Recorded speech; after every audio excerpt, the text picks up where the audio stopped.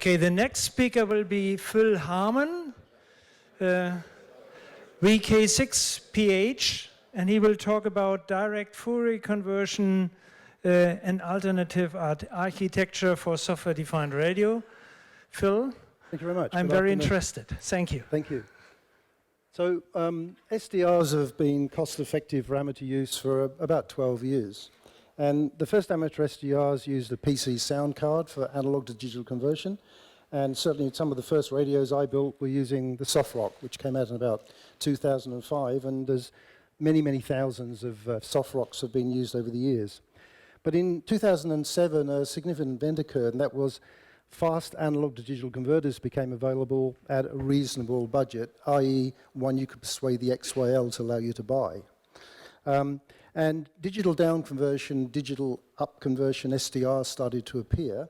DDC and DUC has been the dominant SDR architecture since about 2007. In that architecture, we have analog front ends, analog to digital converter, and then typically inside an FPGA, we have our digital down converter, which is a complex mixer, often generated using Cordic code, a CIC decimating filter followed by a compensating FEAR filter. So we have our in-phase and quadrature channels go into some form of interface. In this case, considering the Hermes block diagram, which uses a phi interface. And then on transmit, CIC interpolating filters into another Cordic mixer, into a digital to analog converter, and analog amplification. 100 base T phi out to the Ethernet, connect to your PC. This is what the Hermes board looks like. So we have our FPGA. This is the analog to digital converter. This is the digital analog converter, filtering, low-level power amplification. Then receive a switchable attenuator, low-pass filter, and then into the ADC. And on the output side, we have a phi, which in this case will run at 100 base T, or now we're running that at a gigabit. So DDC and DDC designs have continued to evolve to the present day. And one of the options we have is to move down a path where we do most of the DSP and the hardware. One of the early issues with the Hermes board was that we were feeding fairly high data rates into the PC. And I made the comment once that this was like drinking from a fire hose. And that term stuck. I think in those days it probably was. Nowadays the data rates that we use are fairly modest, but in those days it was a lot of data to swallow, if you like. But since then, some people have developed DDC into the hardware further, in which case there's now perhaps a digital signal processing chip inside the hardware, also a microprocessor, perhaps running or operating system, and also Ethernet connection. So rather now, the data rate now is fairly modest, and rather than drinking from a fire hose, it's more like sipping a martini through a straw. So it's very, very, very low data rates now. If we take this to its logical conclusion, we could actually move the PC or its equivalent inside the hardware. So we've now got a box which does all the digital down conversion, all the digital signal processing, and all the user interface, and all the displays in one box. And if we do that, we end up with radios which look like this. There's no PC required any longer. So that's one extreme, do everything in the hardware. The other extreme may be to do what would happen if we did none of the DSP in the hardware. So we do all of the DSP on the PC side, and all the hardware does for us is these functions, and that is we have an analog to digital converter, a digital to analog converter, and a clock. And then some form of interface which allows this data to be fed to our PC. And absolutely no signal processing whatsoever done in this hardware. So what sort of PC interface is available, and how can we use it? So there's quite a few available to now. Let's assume that we want to acquire 0 to 30 megahertz at a bit depth of 16 bits. So in which case, to comply with Nyquist, we're going to need a data rate of 16 times 60 megahertz double the maximum frequency, which is about 0.96 gigabits per second into our PC. So the options are, we've got USB 3 available now. If you listen to the marketing team, they'll tell you that runs at 5 gigs, full duplex.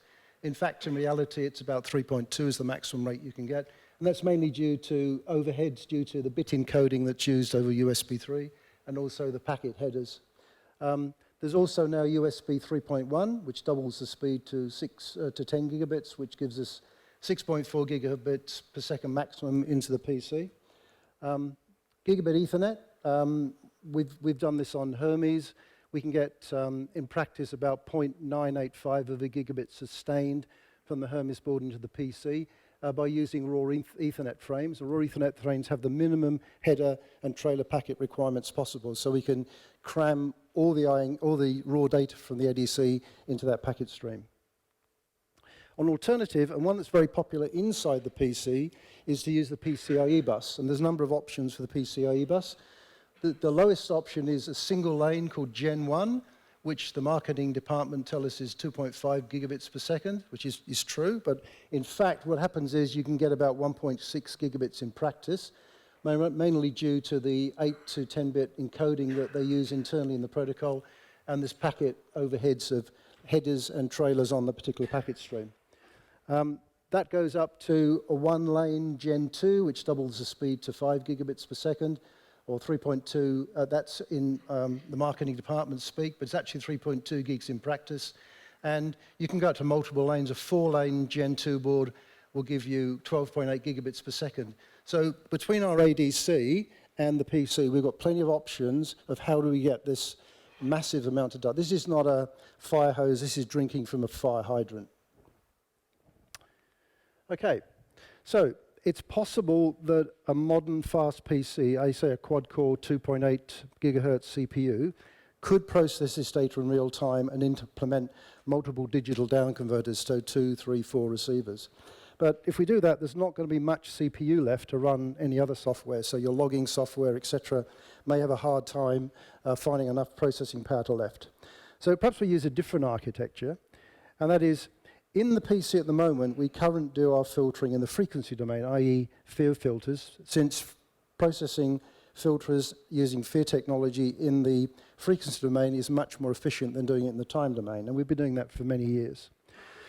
Moving into the frequency domain using a fast Fourier transform, moving back again using an inverse first Fourier transform, is moderately CPU intensive. It's getting less and less intensive over time, but it is a notable use of the CPU. So one thing we'd like to do is, once we've taken the step of doing a fast Fourier transform, we'd like to stay in the frequency domain as long as we can to avoid going backwards and forwards from the frequency to the time domain and time domain back in the frequency domain. So in a direct Fourier conversion, I've called this technique direct Fourier conversion. It's been around for many years. First papers I found were written in the late 1970s, and there's a number of references have occurred over the years. In the 70s, we didn't have the processing power available to do this, but we do today. I couldn't find a consistent name, so I made up the name direct Fourier conversion. The processes we need using direct Fourier conversion are the same we need in digital down conversion. That is, we do frequency translation, band filtering, and decimation. And we want to do all of these things in the frequency domain to prevent having to move backwards and forwards from the frequency to the time domain. So our data is going to be coming from our ADC via whatever PC interface we've chosen as individual samples. So each one of these blue squares represents a 16-bit sample coming off the interface from going to the PC. The FFT assumes continuous data, but we don't have enough memory inside our PC to handle continuous data. So we have to block it into blocks of data, which are usually 2 to the n long, which is most efficient to process using an FFT. And we have to do some tricks because we're dealing with blocks of data, not contiguous data. And one of the tricks we do is one called overlap and save. And what overlap and save does, it forms blocks of data which comprise the end of the previous block to form the data block we're going to do an FFT on. So the next block of data here will actually be formed from a new block of data plus the tail end of the current block of data. And this technique's well established, been used for many years. So we take our new block of data, which is comprising both new and old samples. We do our fast Fourier transform, and we end up with our standard FFT bins. In my representation, the FFT I'm describing here, this is 0 hertz. So we've got positive frequency bins going to the right and negative frequency bins going to the left. Frequency translation, we'd normally do this in the FPGA using a complex mixer. Frequency translation in the frequency domain is actually very simple. We simply rotate the data circularly. So this is, if this is the so this is the band of frequencies. These bins are the ones we want to concentrate on. We rotate the array to the left, and as the data rotates to the left, any bins at this side wrap round or circularly and appear at the beginning. So we've now done a shift about 4 times. This is the frequency band we're interested in, and the blocks that were here have been rotated in a circular manner back to the beginning of the array. Now, in practice, this is very simple, because if we read the data coming from our ADC into a circular buffer, then in order to do a frequency translation, we just move the pointer to point to the blocks we're interested in. So it's very, very quick and easy to do actually in software. In terms of band filtering, which is the next step we want to do, we do exactly the same as we've been doing for many years in the PC, and that is we take the FFT of our filter coefficients, and we multiply the result with the bins of the frequency band we're now interested in. And after the multiplication, we have a filtered set of FFT bins. Decimation, again, is very simple in the frequency domain. We divide our blocks of FFT bins into n blocks. In this case, we've got 3, so we're decimating by 3, and we simply add in the columns together. And that does a decimation in the frequency domain. We then do our inverse FFT, and we're now back in the time domain. So we've now got a filtered band at a lower decimation, at a lower frequency, which is exactly what the process we have done up to now in the FPGA. One of the advantages of using this technique is the first FFT we did is going to be the most significant processor load. But we can use that output multiple times. So if we wanted a receiver that's simultaneously looking at 3 different bands, we can do 3 different rotates, 3 different filters, 3 different decimates, 3 different IFTs, and we've now got 3 different bands. But we've only used this one forward FFT to do it. So this architecture is very useful if you want to have a radio where you perhaps want 100 or 200 people listening to your radio, so say for a web-based SDR. So whilst the modern PC may be fast enough to process a number of frequency bands, like I've just shown you, there may not be much CPU left whilst you've done that for other programs. So instead, we can use the graphical processor units in a low-cost graphics card and CUDA processing to offload this processing from the PC. This is a NVIDIA GT7500. It's available on the internet for less than $100, and it's got 512 CUDA cores in it. That just plugs in, it becomes your graphics card in your PC now, but you also use it not only for your graphics, but also doing digital signal processing. Alternatively, this is an NVIDIA Jetson. It's a single board computer. It runs Linux out the box. It costs $192, and it has 192 CUDA cores on the board. And this is a complete computer. Keyboard, mouse, screen, and you're in business. In terms of benchmarking, let's have a look. How much faster is doing an FFT on the graphics card than doing it on your PC?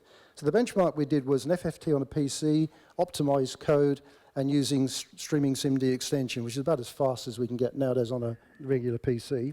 We did the same FFT on that GTX 750 using CUDA processing, and it ran 16 times faster. So it's a very positive increase in speed by offloading the processing onto the graphics card.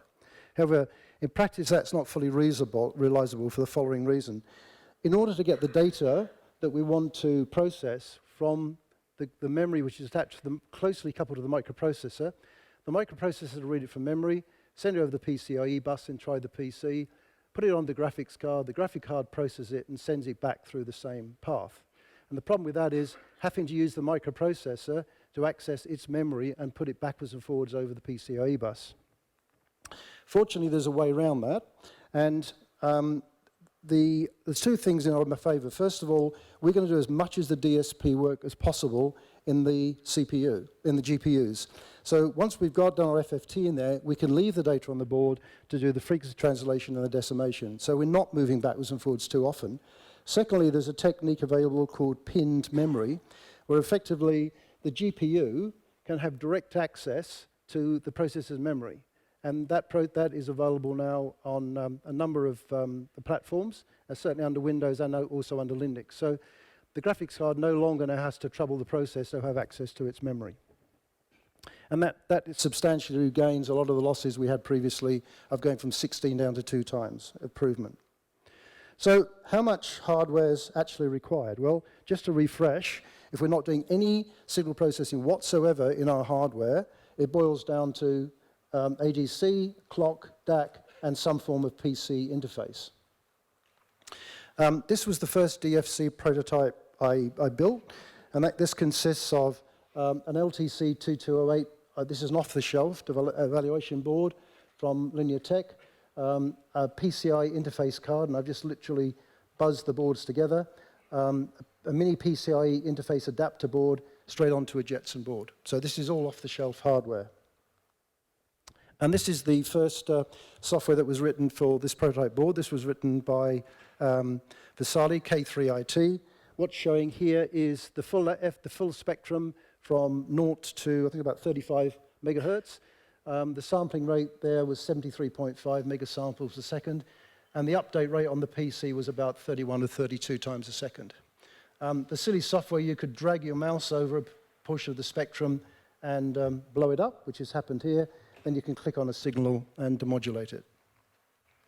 The next stage was through John's kindness here, and John wrote software on the Jetson using those evaluation boards such that the Jetson board appeared to be a Hermes board. So there's no Hermes hardware present, but the Jetson board simulated a Hermes board. So when, John, you did a discovery on your PC, as far as your PC was concerned, the Jetson board and the prototype boards looked exactly like a Hermes board, and that's a screenshot of my system running at home looking at the AM broadcast band. And just recently, literally a few days ago, this is work by Steve, AD0S in the US, and I wrote some code for the ANAN 200D for the FPGA on that board, and all that code does is take the data from the ADC, package it as raw Ethernet samples, and sends it directly to the PC. There's no signal processing whatsoever done in the ANAN 200. It's about 15 lines of code. So the rest of the FPGA is just doing nothing. And this is what Steve's been able to produce. So what we've got here is, this is already on 20 meters, but it didn't need to be on the same band.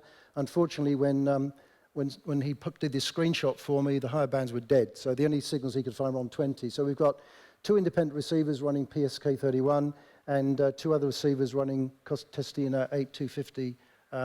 This is the control panel, which sets up the software on his PC to select sampling rates, bandwidth, etc. So how much hardware is required? Well, not very much. If we follow the route of our colleagues who build cellular telephone modems, then in fact we may end up with hardware like this. So this is a fully functional cellular SDR modem. Along the top here is the antenna sockets. This is the transmitter. This is the receiver. Along the bottom here is the switch mode power supply. It has a mini PCIe interface. So this board will plug directly into a Jetson board and run. All the filtering is done. This covers 850 to 1.3 gigs, and all the front-end filtering is done with SAW filters. That's the complete raw radio.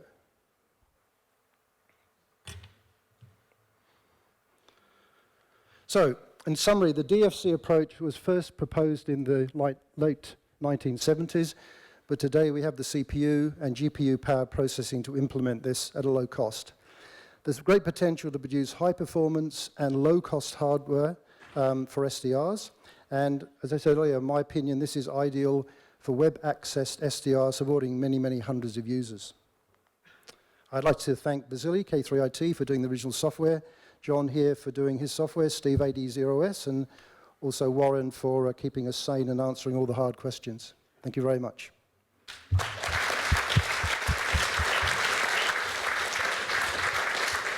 Yeah, so you gave us a good impression of what can be done with software radio without FPGAs. Yeah. Okay, that's nice. Any questions on it? Yeah, okay. I just saw one over there. I have a question related to this data movement from memory to the GPU. Yeah. Okay. Have you thought about writing such a driver which allow direct movement, direct DME from the PCI board to the GPU memory? I know that for 10 gigabit Ethernet cards, there are such a drivers. And as far as I know, NVIDIA recommend this use. Okay, thanks. John, have you got any comment on that? No. We're simply using the pinned memory that NVIDIA provide as part of their CUDA library at the moment, but it's very early days, you know, with this project, so hopefully there'll be some refinements, but certainly, yes, anything that will make it faster, we'll look at. Thank you.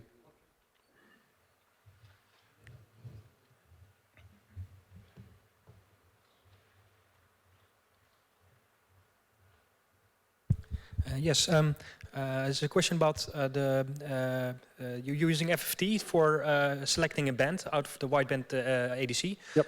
But you can also use decimating FIR filter with several taps. What's the computational difference between the two approaches? I don't know. Okay. Okay. It's a simple answer. Okay. Is there any further questions which we can discuss? I see no one. Okay. So I thank you very much, Phil, for the nice presentation. The next one will be Dr. Warren Pratt.